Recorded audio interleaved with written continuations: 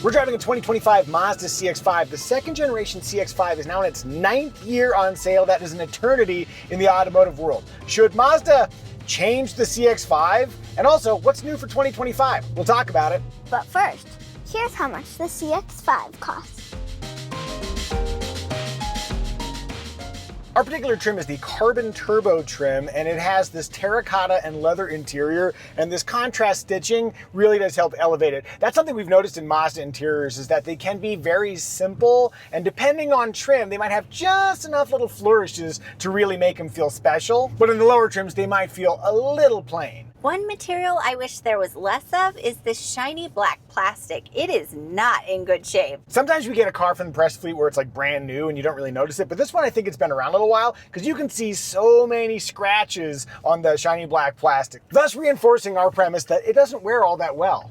Nonetheless, this is a functional and stylish interior, and I was thinking, like, is this starting to look dated? Like, no, it doesn't look dated, it just looks familiar. Simplicity aids in longevity. Style aside, plenty of function here. We've got these cup holders that really couldn't possibly impede with the controls here. Low-mounted climate control, so you'd have to look down a little bit, but there are buttons so you can kind of feel your way around, which is nice. We have a phone zone up here. The power ports are here in the center console, which is a fairly small but decently deep center console.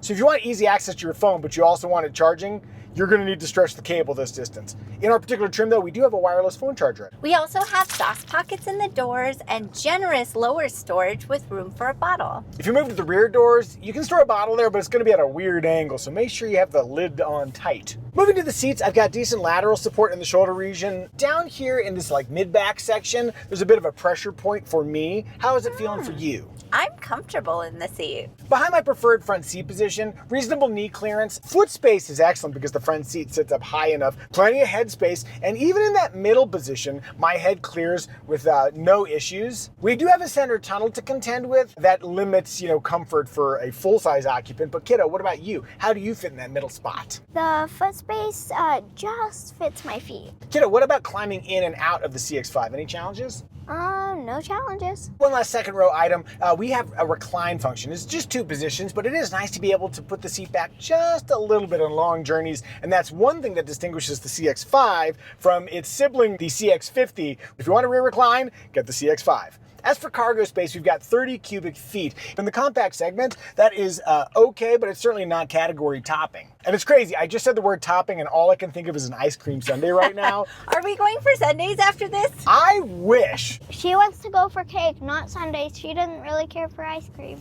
And yet somehow we make it work. Aww. Back to cargo space. Ooh, I really like that they have multiple releases on the left side, one for the middle part and one for the left part. And that 40-20-40 split really adds a lot of cargo flexibility to the CX-5. We also have a 2-height load floor. The difference in height is like, I think literally 2 inches, but it does have a function. Either you have a flush load floor, which makes it easy to slide heavy items in, or you want a sunken load floor so items don't fall out. Let's say you go to the store. On our winding mountain roads, those cans always find their way out of the grocery bags and roll out of the vehicle. Not if you're in the lower position. Underneath that, by the way, you will find a spare tire and just a little bit of storage space on either side. Sweetie, what's the car seat situation? There are 3 top tethers as well as lower anchors in the outboard positions. The top tethers are very easy to access. The lower anchors are a little bit nestled in, a bit tricky to find. I'm 5'2", behind a workable front seat position. There is room for a rear-facing car seat.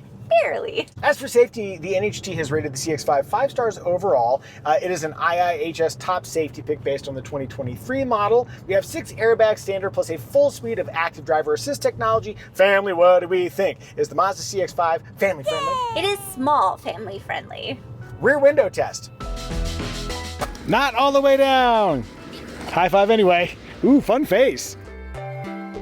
Armrest test. Driving in a comfortable 8 and 4, unless I really fingertip it, it's hard for me to get my elbows on the armrests. And then if you push on the armrest, there's a layer of squish, but underneath that, a layer of firm. Now, last time I was pretty ungenerous with my assessment. I was like 45% inboard, and this is a bit of a reach. And it really feels like you should be able to slide this forward, but you can't. But this time I did the same thing. Yeah, oh yeah. This time I'm feeling slightly more generous. I'm gonna go 55% on the inboard, 65% outboard. Moving onward to style.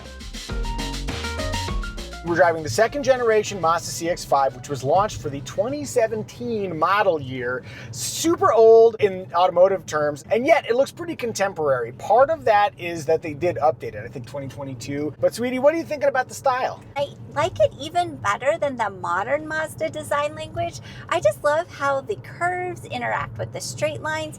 I especially like that V-shaped curve on the front and rear bumper. A little bit like the interior, there's a simplicity to the design, and when you go simple and clean, I think that has a longevity that maybe if you're like making big swings stylistically, that's gonna have a shorter shelf life.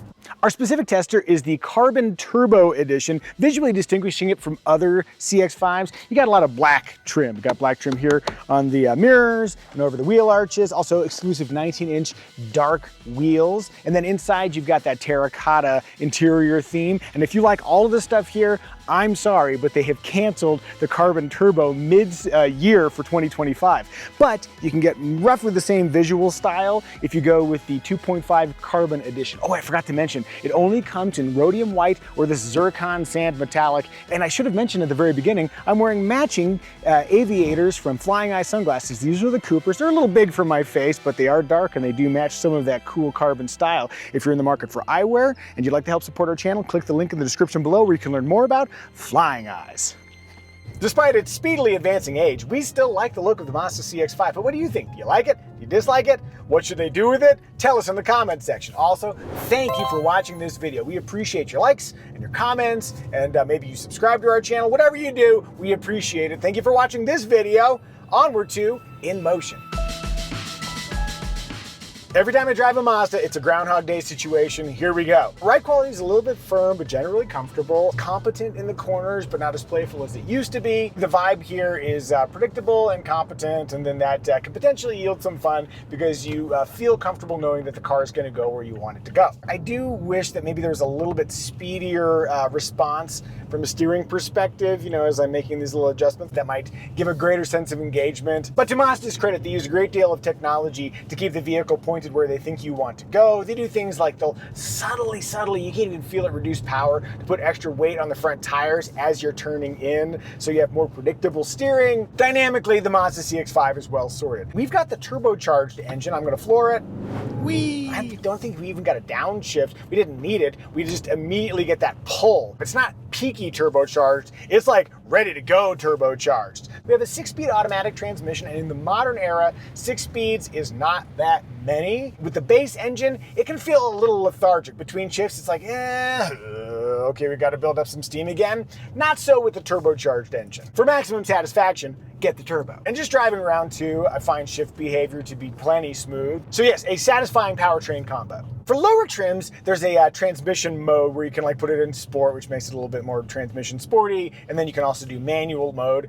In here, we've got the, I'm not sure if it's MI or My Drive. Just put it into sport mode. It doesn't do that much according to the owner's manual. It's like basically more reactive accelerator behavior, and it might go down a gear. So it does not heavy up the steering. Not that I can tell. For just driving around normal has been fine. And we also have an off-road mode, and its prime function is to minimize tire slip. If you are on like slippery terrain, go ahead and put it in off-road mode. Lastly, we have the Micah Muzio limo test. We're on a little bit of a hill here, but let's see if I can make this real smooth and buttery. Put that on some popcorn. Yeah, we passed the Micah Muzio limo challenge. Well done, CX-5. That's what I think about driving the CX-5. What does Sweetie think?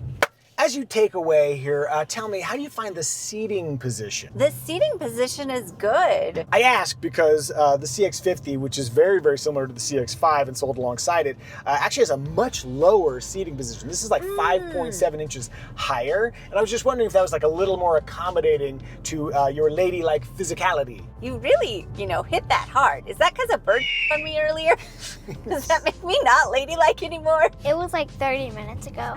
You're always a lady, but you're a little more ladylike when you do not have birds in your hair. Yeah, I feel great in this. I see that you're steering. How's that feel? Oh, I don't like that so much. Just feels like a little bit dead on center. Yeah, you can move a fair bit and not that much happens. Yes.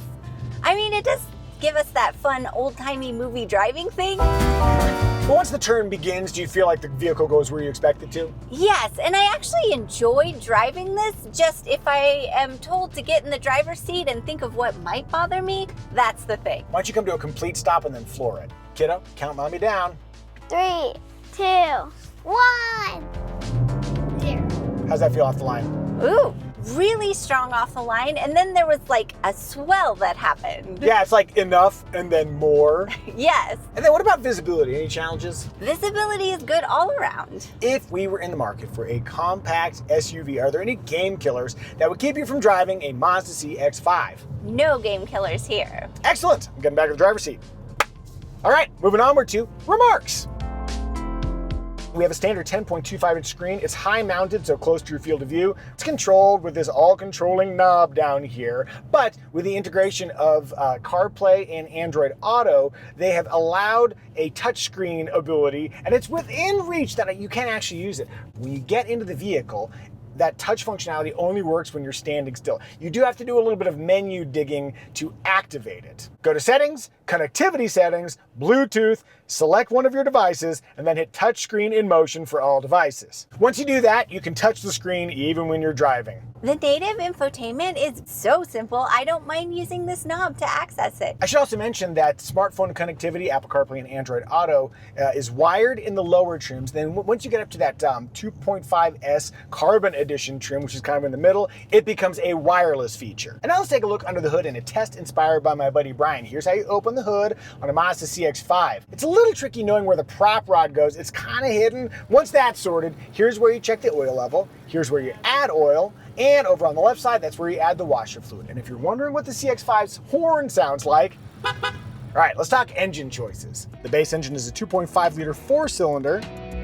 And then there's also a version on higher trims that has cylinder deactivation technology plus engine start-stop technology that gets better fuel economy and 1 fewer pound-feet of torque. Then there's also a turbocharged version of that 2.5-liter that makes good power, but if you want all that power, you need to run 93 octane. There is still no hybrid version of the Mazda CX-5, but there is a hybrid version of its sibling, the CX-50, which we reviewed not that long ago. In all CX-5s, all-wheel drive comes standard with a 6-speed automatic transmission. In the beginning of the video, we mentioned that there were some changes for 2025. They're actually mid-year changes. The 2.5S trim has returned, so there's a new lower base price for the CX-5. They've also canceled the Carbon Turbo trim, the one we're driving. They're going to focus on the lower 2.5S Carbon Edition. So you don't get this cool terracotta interior or a turbocharged engine, but it does have that carbon look. Other changes, we now have standard USB-C ports up front here on all trims, and if you go with the Premium Plus trim, it now comes with a 360-degree camera system. So that 360 cam is starting to work its way down the trim structure. And those are the changes, nothing earth-shattering there. Which does raise a question, should Mazda change the CX-5? For context, we are now 9 years into the second generation CX-5. Even though they introduced the CX-50 that we thought was going to be the replacement for CX-5, CX-5 is still Mazda's top seller in the US. So like, should they change it? I mean, if people are still buying it and enjoying it, why? The Geländewagen, G-Wagon from Mercedes is kind of in that same category too, where it's just like, I don't know, it just is. Maybe you just put like the word classic behind CX-5. If you get the price right, over time, you could keep selling this thing well into the 2030s and beyond. What do you guys think? Should they change the CX-5? Tell us in the comments. Quick note, right before releasing this CX-5 review, we found out that Mazda is about to unveil a new CX-5 in like just a couple weeks. So there goes our plan for the Mazda CX-5 Classic. Sweetie. Yeah! Please share our trim recommendation. I will. Our trim recommendation is which trim will give you the essential CX-5 features you'd regret not getting, but at the lowest possible price. While we welcome the return of a cheaper CX-5 2.5S base trim for only $1,330 more, the S Select trim adds heated front seats, leatherette seating surfaces, a power driver's seat, dual zone climate control, rear vents, and smart key access. Given the small price bump and how much we like its features, we'd recommend the S Select trim. If you're ready to buy a Mazda CX-5 of your very own, click the Kelley Blue Book pricing link in the description below to learn what you can get from your current car for a trade-in and what you should spend on a Mazda CX-5. As for competitors, we got the Chevy Equinox, the Toyota RAV4, the Subaru Forester, and the Honda CR-V. Did we miss any remarks? If so, tell us in the comment section. And now it's our daughter's time to shine. Child, can you tell us what is your favorite feature in the Mazda CX-5? I like the rugged green color. Tell me what it's called. It's called Zircon Sand Metallic. Is it so cool that you would spend $500 on it? If I have enough money for that, yes. Would you drive a boring color and save $500? Yeah, I'd do both. You do both? You paint the front half the Zircon Sand Metallic for $250, and then the back half would be white, black, or some other boring color. Black on one side, white on one side, zircon sand metallic in the front. You're down to like only $125, and so that's a pretty good deal. Let's do that. That's gonna be really pretty. Family, we've made a mockery of Mazda's paint choices and done a pretty good job reviewing the Mazda CX-5. Can I have a CX-5 and a CX-5, and you go get your CX-5. Blammo! And now please enjoy our AI-generated synopsis song about the Mazda CX-5. I drove